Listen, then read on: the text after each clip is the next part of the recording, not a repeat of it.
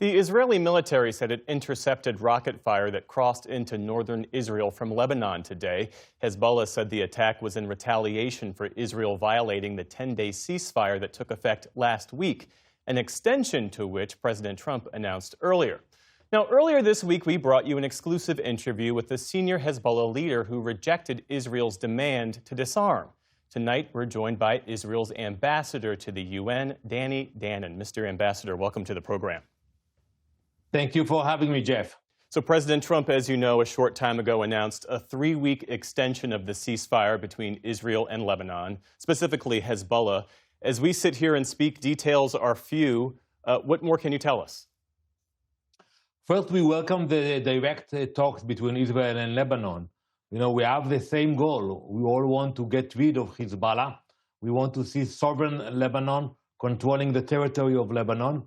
And as we speak, we see that Hezbollah is trying to create chaos, attack Israeli communities in the northern part of Israel, and again, try to ignite another cycle of violence.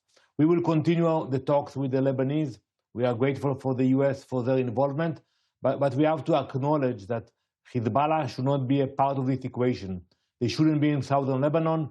They shouldn't be part of the Lebanese government. They are the one who's sowing chaos in the region. When the president says the U.S. will help Lebanon protect itself from Hezbollah, what does that look like in practice beyond what's already being done?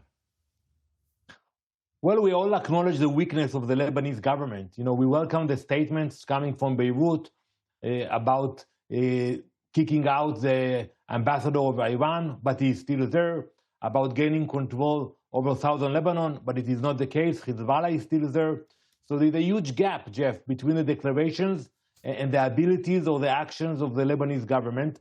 And I think the U.S. and other countries who wants to help Lebanon should help them actually have control over the situation, that they can actually mobilize their military and be effective.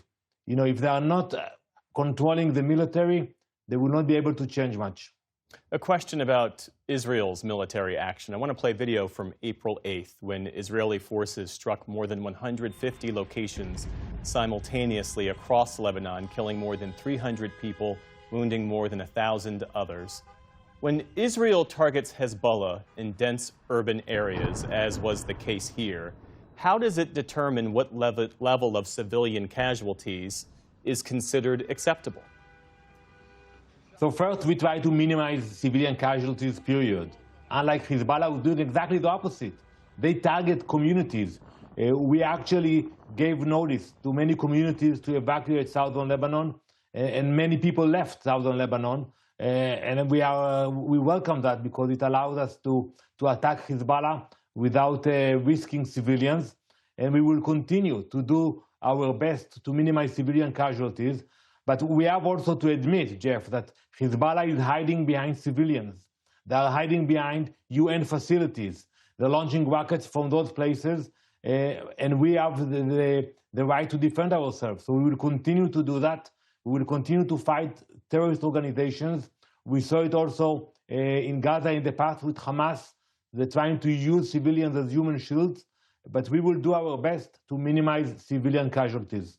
And to your point, we know that Hezbollah does indeed embed itself in civilian areas. So how many civilian deaths per Hezbollah target is acceptable? Is it 5? Is it 10? Is it 300? Or is there no ceiling at all? Well, without going into the numbers, but I will tell you that before each attack, we have a legal team that actually looks at the intelligence we have and then reach the decision regarding the attack. So we don't just attack. There is a process in the IDF, and I think we have the most moral military in the world. If you compare our actions to other militaries that engaged in the past with terrorist organizations, it's not easy for us. And as I said earlier, we want to have peace with the Lebanese people. We pray for that day. You know, when I was a child, we used to call the fence between Israel and Lebanon, we call it the good fence because they were good neighbors. But unfortunately, a lot changed since that day. And today we have to deal with Hezbollah that is trying to hijack Lebanon.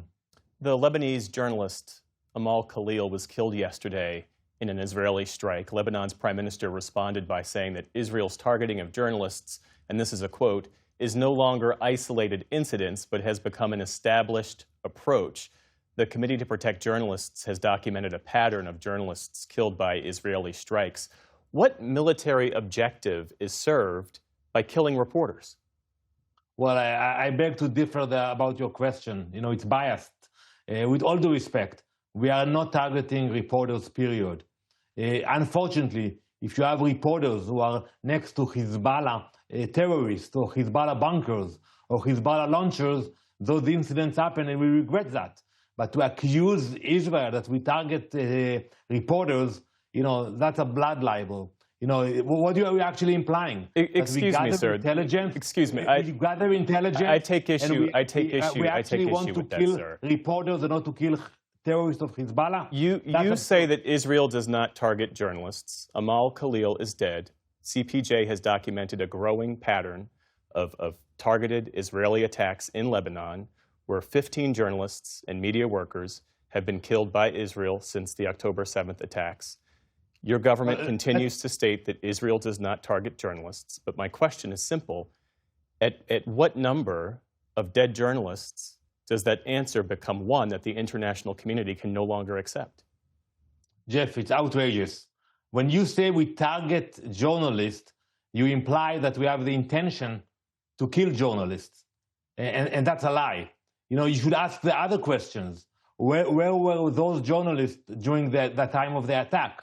Where they were spending their time? Maybe they were next to Hezbollah terrorists, and that's why they were in line of fire, unfortunately. Do you know that to be true? Do you know that to be true? I'll tell you one thing. Do you know that to be true, sir? We will focus our efforts, I take that as a no. Abilities, our intelligence, targeting Hezbollah terrorists, period. We are not doing it against civilians, and for sure not against reporters. Danon, thank you for your time this evening. We appreciate it. Thank you, Geoff.